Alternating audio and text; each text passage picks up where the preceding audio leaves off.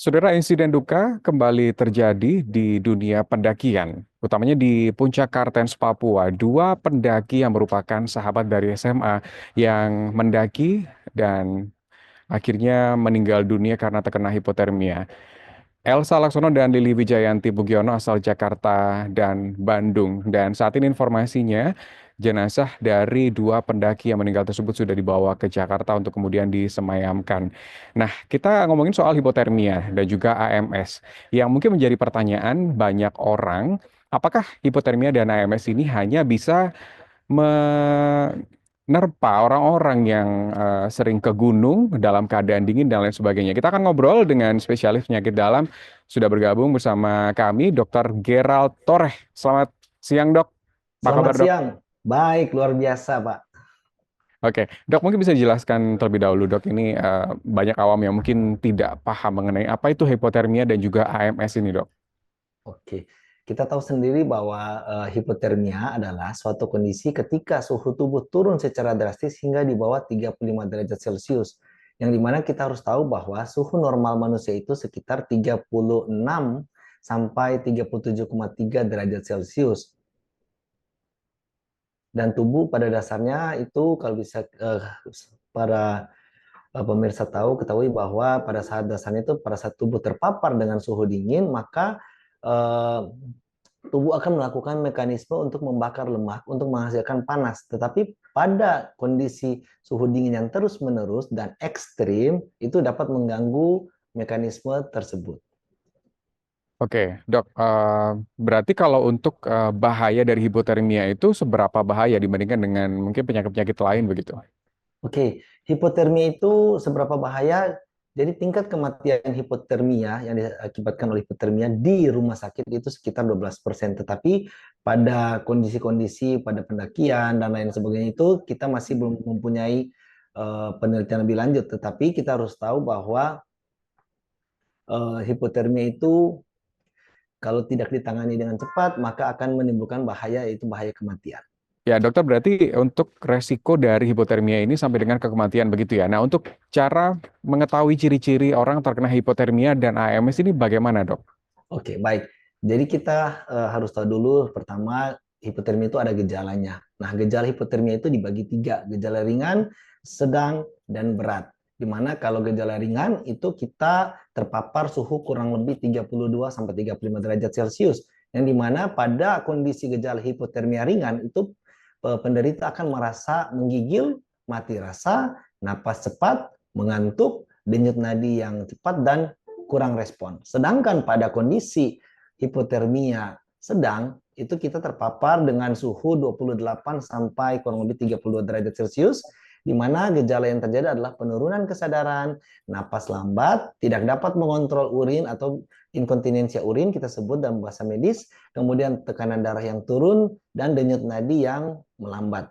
Sedangkan pada hipotermia yang berat, itu kita terpapar suhu kurang dari 28 derajat Celcius, di mana gejala yang timbul adalah tidak ada respon sama sekali bila diberi rangsangan, khususnya rangsangan nyeri, terdapat kaku otot, denyut nadi yang semakin melambat dibandingkan sebelumnya, napas yang melemah, koma, bahkan sampai henti jantung dan menyebabkan kematian. Dan Oke, kita harus berarti respons tubuh ketika terkena penyakit hipotermia itu boleh dijelaskan lagi, Dok. Apa yang pertama kali dirasakan oleh orang yang terkena hipotermia sampai dengan paling fatal begitu, Dok? Oke, pasti pertama kali dia rasakan adalah menggigil, mati rasa, napas cepat, mengantuk, denyut nadi cepat, dan kurang respon. Itu gejala awalnya. Dan semakin lama dia terpapar dengan suhu dingin, dengan suhu yang makin ekstrim, maka gejala-gejala yang saya sebutkan sebelumnya itu akan dapat muncul pada pasien tersebut. Oke, saya pernah baca, Dok. Jadi di eh, fase akhir hipotermia itu para pendaki mungkin ya ini yang pernah saya baca Iya, sampai merasa kepanasan atau kegerahan. Nah, itu fenomena apa yang terjadi, Dok? betul, itu biasanya mereka akan sampai pada kondisi dehidrasi karena kita harus tahu Hmm. bahwa penyebabnya daripada hipotermia selain terpapar suhu yang dingin itu keringat yang berlebih atau kita berkeringat yang banyak, kemudian kehilangan cairan dan elektrolit yang cukup banyak. Itu makanya pada saat fase akhir itu biasanya pasien akan merasa tubuhnya panas seperti yang dijelaskan tadi, yang disebutkan tadi. Oh, oke, itu berarti respons tubuh ya untuk Betul, ketika dehidrasi begitu ya. Itu bukan betul. halusinasi begitu ya dok ya? Karena kalau kata orang-orang yang sering mendaki gunung kan ketika hipotermia di fase-fase akhir begitu, fase fatalnya begitu, mereka seperti halusinasi sampai mencari kayu Betul. bakar begitu. Karena itu terjadi penurunan kesadaran. Bahkan kalau saya sih bukan Hmm, halusinasi, tapi dia cenderung tidak sadar. Jadi terjadi penurunan oke. kesadaran. Seperti mau pingsan gitu, blackout. Oke oke.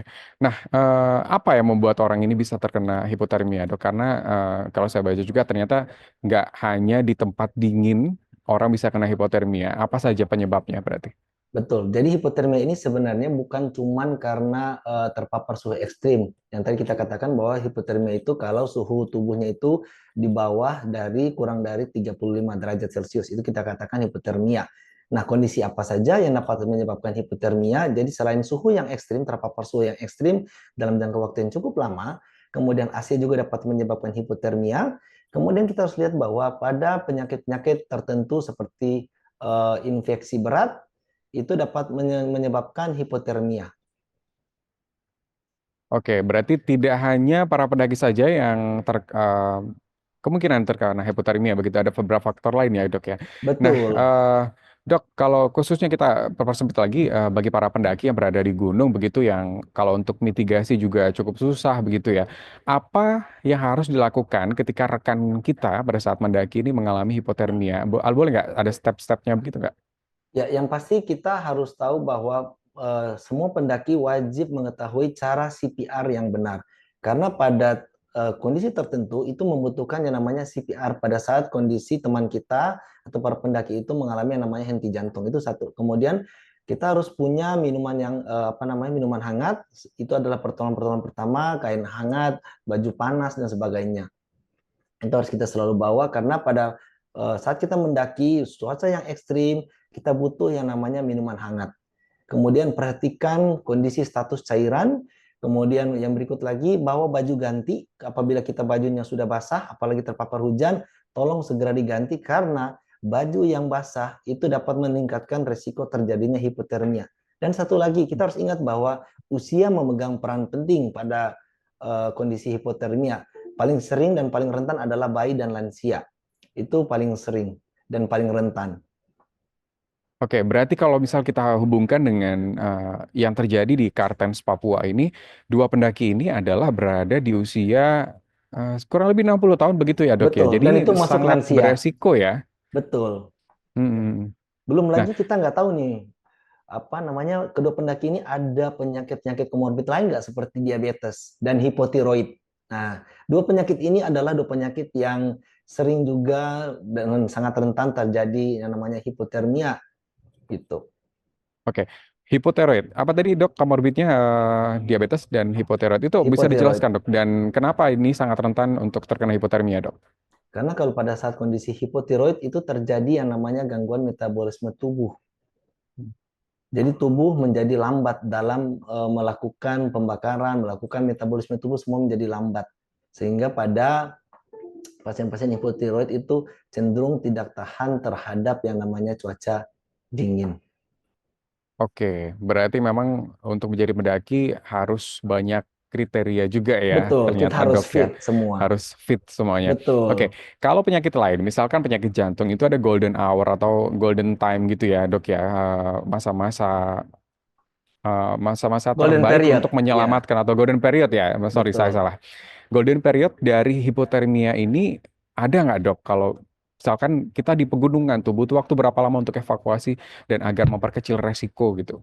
Nah, itu kita kembali lagi nih, Pak. Di dalam kita lihat ini suhunya berapa nih? 32 sampai 35 Hmm. yang ringan, sedang atau yang berat. Nah, tentunya kalau kita yang berat, penanganan harus segera cepat evakuasi. Karena ya dalam 2-3 jam kalau kita nggak evakuasi pasti selesai pasiennya ini. Pasien ini pasti selesai.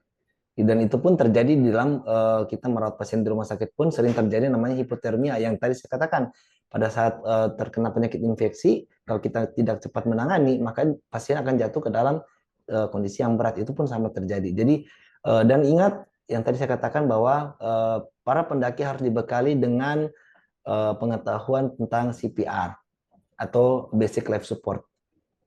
Oke, Sebentar dok, ini saya sambungkan dulu antara hipotermia dengan penanganannya dengan CPR. Jadi respons yang kemungkinan terjadi adalah henti jantung begitu ya dok ya? Betul, itu pada kondisi yang berat. Oke.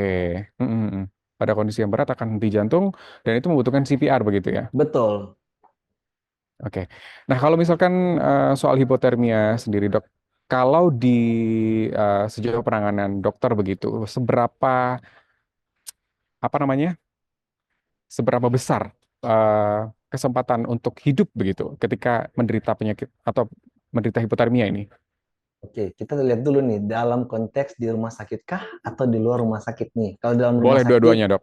nah kalau kalau di rumah sakit itu tingkat keselamatan itu berat itu tinggi. Jadi begitu pasien ke hipotermia kita pasti penanganannya cepat gitu. Tetapi berbeda konteks dengan kita dalam konteks eh, di luar rumah sakit, pendakian, kondisi mendaki gunung dan sebagainya itu beda konteks. Oke, jadi memang membutuhkan penanganan khusus begitu, Dok ya. Betul, Beda bahkan bisa medan, beda sampai penanganan ya. betul, bahkan bisa Mm-mm. sampai yang namanya cuci darah. Kita mengeluarkan darah, memasukkan darah yang lain gitu. Jadi dikeluarin juga, Oh, masukin juga. Itu bisa sampai ke arah sana. oke. Ternyata hipotermia bukan hanya soal kedinginan saja, tetapi Betul. Jadi bisa jadi berakibat darah fatal begitu ya. betul, darah yang dingin harus kita Mm. keluarin, ganti yang baru. Ganti apa? Dikeluarin yang darah yang udah yang lama dimasuki, dikeluarin, dicuci, masukin lagi, kemudian dimasukin lagi. Oke, dok, terakhir nih dari segi medis, mungkin dokter bisa memberikan sebuah ilmu untuk para pendaki yang akan melakukan pendakian. Ternyata tidak hanya ke pegunungan yang bersalju saja yang berpotensi hipotermia, bahkan di pegunungan biasa pun juga bisa ada potensi hipotermia. Ada saran nggak dok atau tips dari dokter untuk mempersiapkan diri sebelum melakukan pendakian begitu dok? Mungkin. Oke. Kita harus memeriksakan diri terlebih dahulu. Kita harus self approaching terhadap kita sendiri. Kita sakit apa, fit atau tidak, itu kita harus tahu. Kita punya penyakit komorbid atau tidak, dan ingat faktor usia.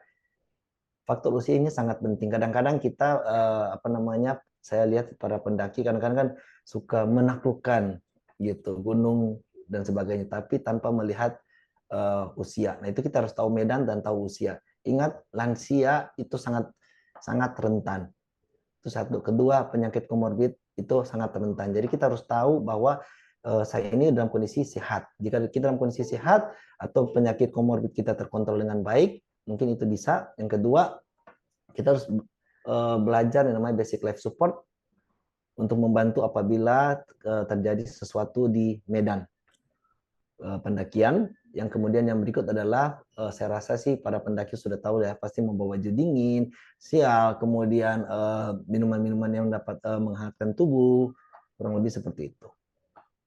Oke, baik. Terima kasih dokter Gerald untuk Terima kasih. waktunya. Sudah menempatkan diri untuk Liputan MSC TV. Terima kasih banyak dokter. Terima kasih. Selamat pagi. Selamat pagi. Dan itu tadi wawancara kami dengan Dr. Gerald terkait hipotermia dan juga acute mountain syndrome atau AMS. Dan memang ini merupakan berita duka bagi para pendaki di seluruh dunia bahwa ada dua orang yang meninggal di Puncak Kartens, Papua. Semoga tidak ada kejadian yang terulang. Tadi merangkum pesan dari Dr. Gerald adalah dipersiapkan diri, menaklukkan gunung boleh, tetapi harus bisa tahu kriteria dan juga batas kemampuan dari diri masing-masing. Saya Rusdi Maulana, sampai jumpa.